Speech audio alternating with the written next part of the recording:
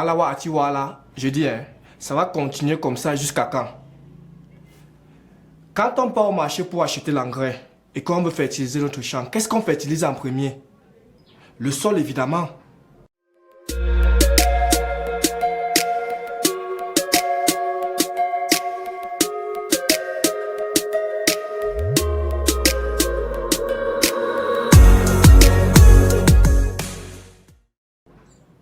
Je prends un exemple simple. Le sol au sud-ouest Cameroun est beaucoup plus riche en phosphore. Et c'est comme ça, c'est une condition naturelle, puisqu'ils sont proches de la montagne et les laves qui y viennent sont riches donc en phosphore.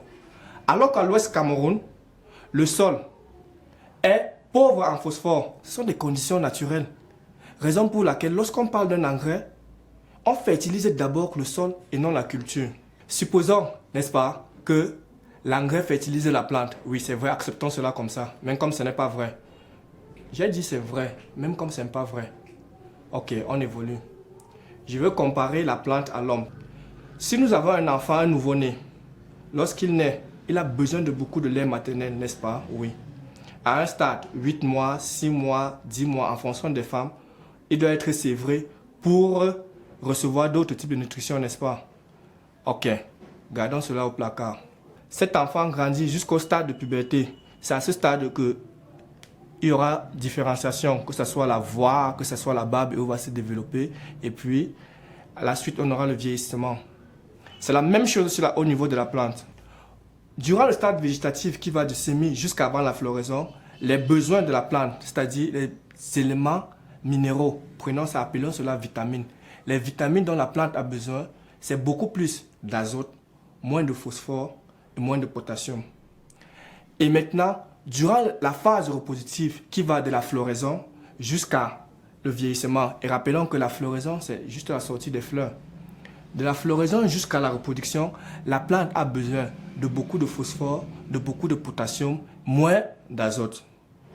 Alors, dire ici qu'il existe un engrais spécial maïs, spécial pomme de terre, spécial tubercule, je ne sais pas, c'est archi faux.